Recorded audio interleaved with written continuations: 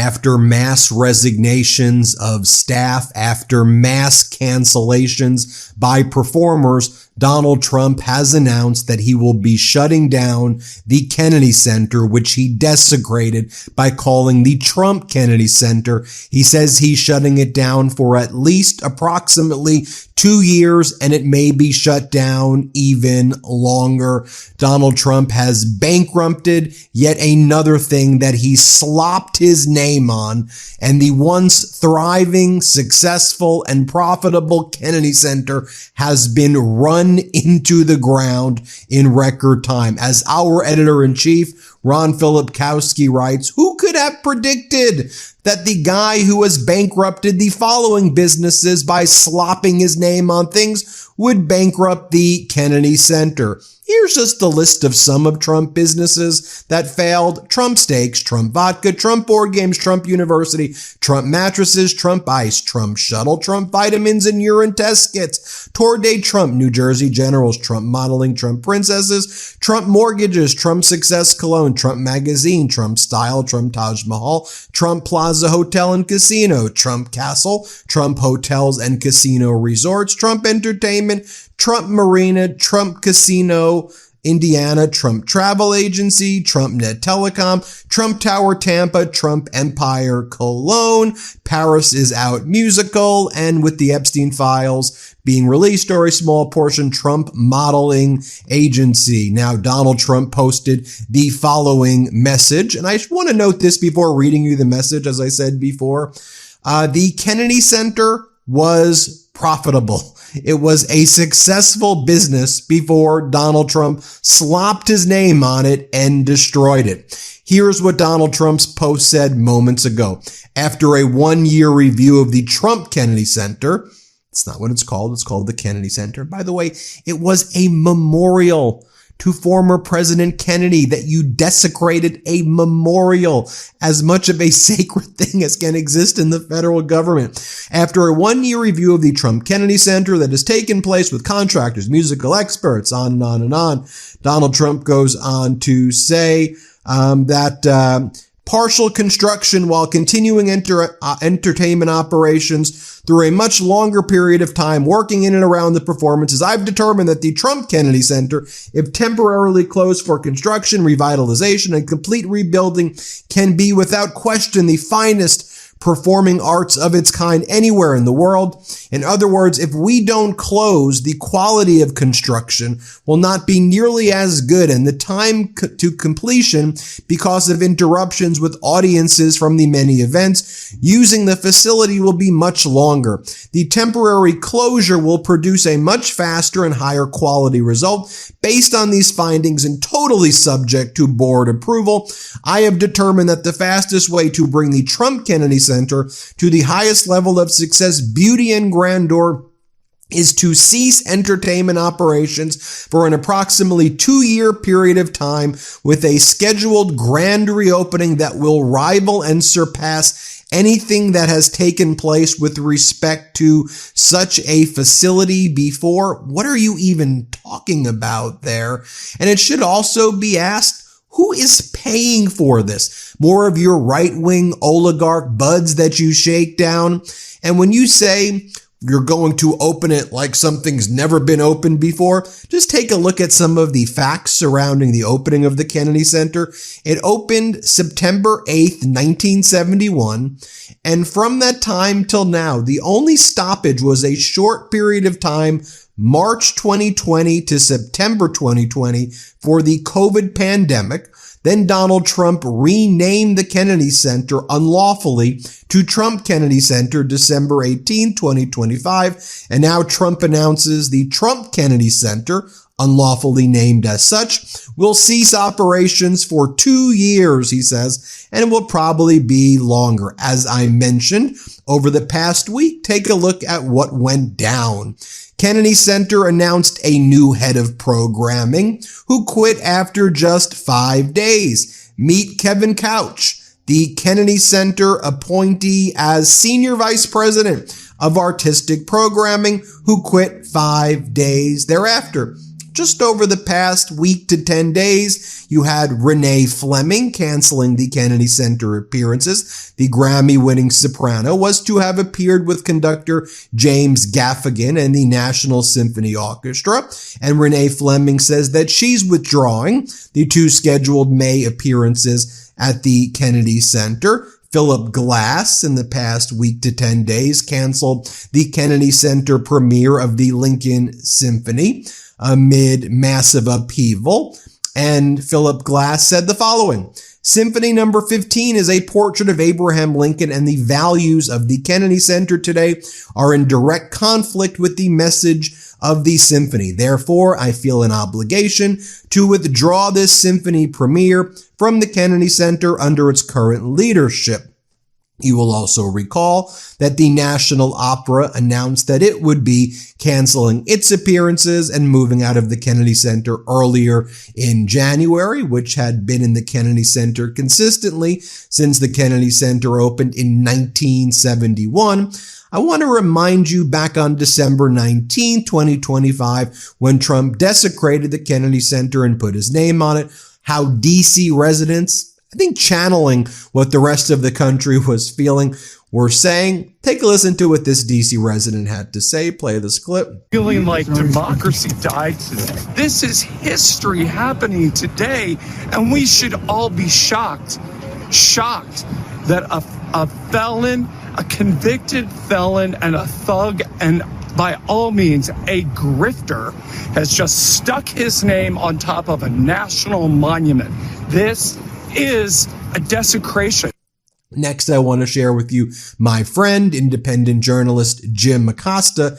Here's what he had to say on December 19, 2025, when Trump desecrated the Kennedy Center and changed the lettering on it to say Trump Kennedy Center. Play this clip. Well, here we are at the scene of yet another crime committed by Donald Trump.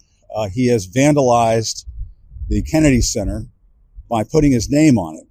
And he just needs to understand that, first of all, he can't do this single-handedly. Only Congress can authorize a change of name to the Kennedy Center. But yet he doesn't care about the law. He doesn't care what is appropriate. He's gone and vandalized the Kennedy Center, which is, we should note, the John F. Kennedy Memorial Center for the Performing Arts. It was named after President Kennedy after he was assassinated. Donald Trump should show some respect for that. But of course, he doesn't do that. And, this is what needs to be said. We, the American people, are not going to call the Kennedy Center the Trump Kennedy Center, just like we're not going to call the Department of Defense the Department of War, or the Gulf of Mexico the Gulf of America. We, the sane, rational American people, are not going to go along with that. So Trump can act like a child. He can be a vandal, put his name up on all of these buildings, but it's not going to change what the rest of us do in response to what has been a childish and lawless administration. As Barbara Comstock says, so Trump puts his name on it and kills the Kennedy Center. So instead of allowing the center to return to its arts mission, he'd rather close it than admit his vanity project was rejected by the American people. More Trump failure, and Richard Grenell is a disgrace too. If it's closed, hope no money for him and his team.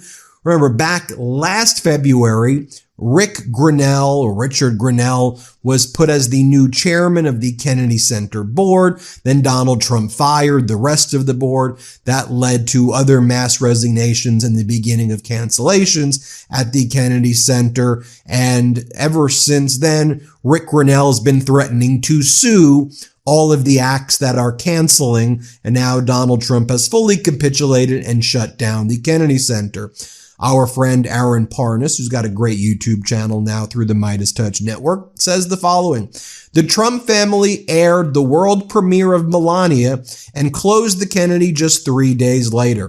The 6% on Rotten Tomatoes does not do it justice. Mike Rothschild says the following. Trump ruined the Kennedy Center so quickly and completely that he's going to close and renovate it for most of his second term right now. Let's take a look right here at who has canceled their Kennedy Center performances since Trump took over. Obviously, Hamilton canceled pretty soon after Trump took over. Hamilton released the following statement last March 5th, 2025. Political disagreement and debate are vital expressions of democracy. These basic concepts of freedom are at the very heart of Hamilton. However, some institutions are sacred and should be protected from politics. The Kennedy Center is one such institution. The Kennedy Center was founded over 50 years ago with a sincere bipartisan spirit. Indeed, it was founded during the administration of President Dwight Eisenhower, named after President John F. Kennedy, and opened in 1971 under the administration of Richard Nixon. The Kennedy Center was meant to be for all Americans, a place where we could all come together in celebration of the arts. Politics have never affected the presentation of thousands of shows and the display of extraordinary visual arts. However, in recent weeks, we have sadly seen decades of Kennedy Center neutrality be destroyed. The recent purge by the Trump administration of both professional staff and performing arts events at or originally produced by the Kennedy Center flies in the face of everything this National Cultural Center represents. This spirit of nonpartisanship ended on February 7, 2025, with the firing of Kennedy Center President Deborah Rutter, the chairman of the board David Rubenstein, and numerous other Kennedy Center board members, as well as the cancellation of important programming.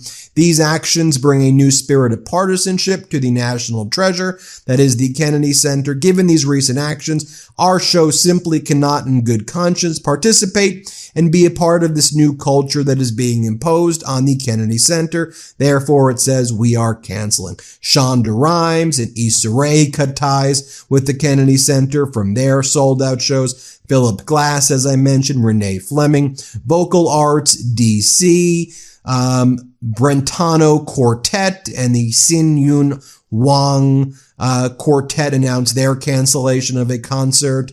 You had the Seattle Children's Theater, the Martha Graham Dance Company, the Washington National Opera, Sonia de los Santos, Stephen Schwartz, the Cookers, Chuck Red, Doug Verone and Dancers, Magpie, Christy Lee, Low Cut Connie, Rhiannon Giddens, Balloon, Hamilton, which I just mentioned, all canceled.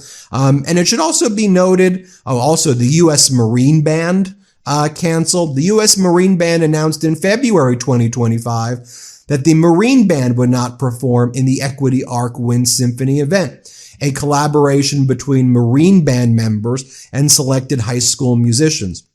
The U.S. Marine Band, known also as the President's Own, was founded by an act of Congress in 1798, making it the country's oldest professional musical organization. Composer Kevin Charensri, whose music had been scheduled to be performed by the band at the event, stated in a Facebook post that diversity, equity, and inclusion orders resulted in the cancellation of the Equity Arc concert. It has come to my attention that the program, one based on equity and diversity of voices, is no longer supported at the federal level under this administration. Charensri wrote, "It was for this reason that the program and performance were canceled." And then my friend Ben Folds resigned from the National Symphony Orchestra back last February. Ben Folds was the artistic advisor to the National Symphony Orchestra, and he said right back then, last February, "Given developments at the Kennedy Center effective today, I am resigning as artistic advisor to the NSO." I interviewed Ben Folds 3 weeks ago when there were other acts resigning at the Kennedy Center, and here's what Ben Folds told me. Play this clip. It's really sad. The Kennedy Center, had so many great missions and it is a memorial as well. It's as close to sacred stuff as you can get for our federal government. But, aside from that, it really is playing out roughly the way that it felt it would for me a year ago. And I'm not saying that I understood how events would unfold exactly, but it was clearly the first step it was an authoritarian move. It was an authoritarian first first step. And like, obviously they weren't going to start by trying to steamroller late night comedians. They thought they would run over us first. And that's much easier because it's close to home and they know what they're, and they know how to do it. But now the things that are happening are no surprise because that's, it wasn't just him. I think people misunderstand. It's not just him going in wanting to book bands or something. It's commandeering, the government's, the arts.